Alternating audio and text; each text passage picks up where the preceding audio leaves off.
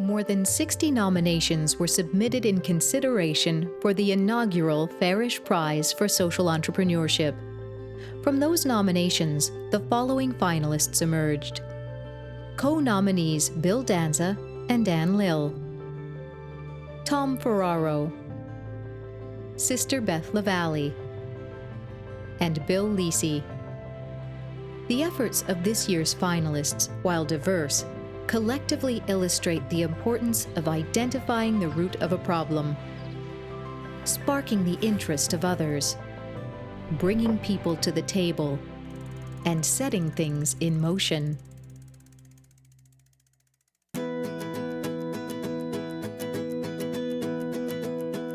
A flat tire would stop most people, but not Bill Danza and Dan Lill. Together, they founded Our Community Bikes, a nonprofit organization that repairs and distributes bicycles to those most in need. Well, back in 2001, Bill started by fixing the first flat tire up at St. Joe's. I joined him several months later, and as a result of that, we have kind of grown to what we've become here, to this organization. So we've gone from a group of 2 to a group of about 200, and we serve over 5,000 people a year. So it really has radiated out into the community, not only here in the local Crescent area of Rochester, but all throughout the entire Rochester community and even beyond. And then there's the recipients themselves, and there's the guys that volunteer who are also recipients, 3 guys that help at St. Joe's. And this gives them a sense of being part of something greater than themselves, and not just being on the receiving end, but also giving and participating in giving. And I think that's one of the things that I think is just as important as the transportation, is what we give back to the community. Obviously, you have to get your hands dirty in the practical sense, in the literal sense, but also in the figurative sense, where your heart leads you here. Your heart leads you here to do the work, and your hands do the work. We don't only fix bikes here. We don't only give away bikes, but we really touch lives. And it's an awful lot of fun. It's enjoyable every day, because we always can come back to that mission that we have, and the fact that we are touching lives. That makes it awfully easy to leave the house and to come in here and to know that we're doing something worthwhile, be it on a small scale or a large scale, but we're doing something.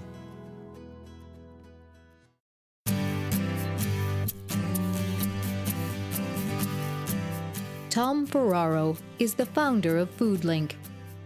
From humble beginnings, Tom has worked tirelessly over the past 40 years to eradicate the root causes of hunger.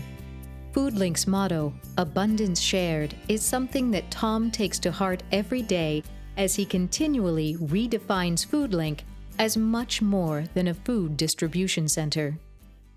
Right from the beginning, whether it be my faith tradition or my ethnic background, food and taking care of people who need help is how I've ended up on this path for as long as I have. The one thing we're not is a generic vanilla food bank. We are probably more like a rocky road, if you will. There's an awful lot of ingredients that go into our mix of being a food bank. And it's because, in fact, that hunger is the symptom, it's not the problem.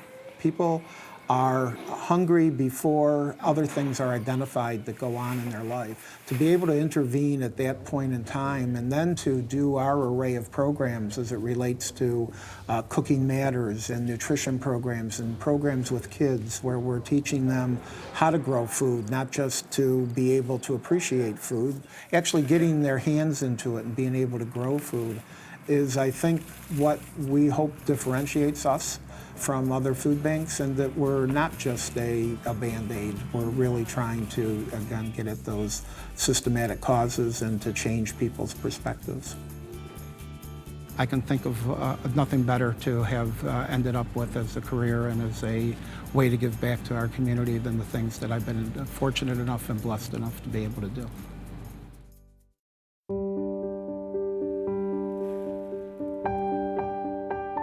Sister Beth LaValle has been described as a serial entrepreneur.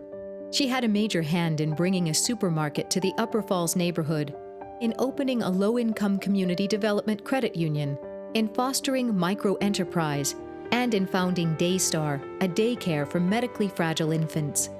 From among her efforts, Sister Beth sheds some light on the inspiration behind Daystar. So I am watching Mother Hale holding a baby, rocking a baby in the hospital in New York City. And I think I remember the word 100 babies with AIDS that she'd related to then or had over time, whatever. Well, I got all choked up and said, who is the poorest of the poor but babies who have nowhere to go in life because of being afflicted with something that somebody else gave them? Approached by Sister Beth, the Monroe County Department of Social Services confirmed the need for foster homes equipped to care for medically fragile infants. Over time, Daystar transitioned into a medically supervised daycare. With Daystar entrusted to others, Sister Beth continues to champion new causes. She contemplates how her personality is best suited for serial entrepreneurship. I seem to have a character or something, a skill or something, law of my life, to be able to assess a need, move in, bring people together to meet the need. Either they or others, we gather, and then I move on. So I guess I can accept that because I guess that's how it's been. But it was after the fact that I didn't start off being that. It was just meeting a need and a need and a need.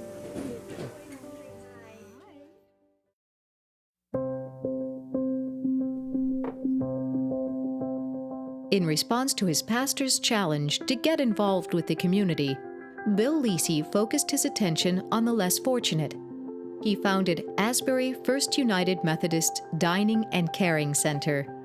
We named it the Dining Caring Center because I didn't want it to be a soup kitchen as such. Soup kitchens are fine, but I wanted this to have a little more dignity added to it.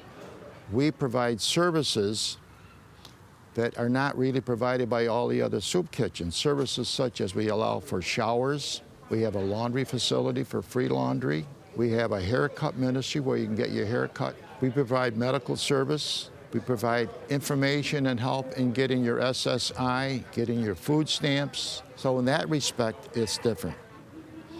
The dining center and the drive that I have to keep going in this area is because I have felt most comfortable all my life working with the underserved, the handicapped, the people that are down and out. And that's one of the things that keeps me going. Plus the satisfaction I get from seeing them enjoying life and receiving some good food.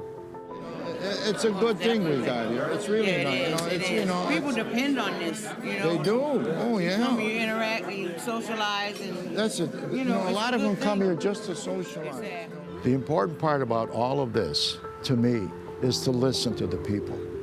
And in listening, we listen with our eyes, we listen with our mouth, we listen with our ears, we listen with our head, we listen with our hands, and we listen with our heart. Because to me, the heart is what drives the brain to do things that have to be done. And that to me is the fundamental part of all that I do. Good food today. Yeah.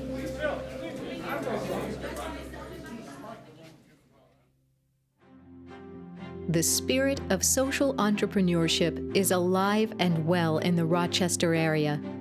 When the Farish Foundation commissioned acclaimed artist Nancy Jurs to create a work celebrating the Farish Prize, she created a sculpture imbued with the characteristics that exemplify social entrepreneurship. This sculpture brings together the elements and qualities that Max Farish himself valued.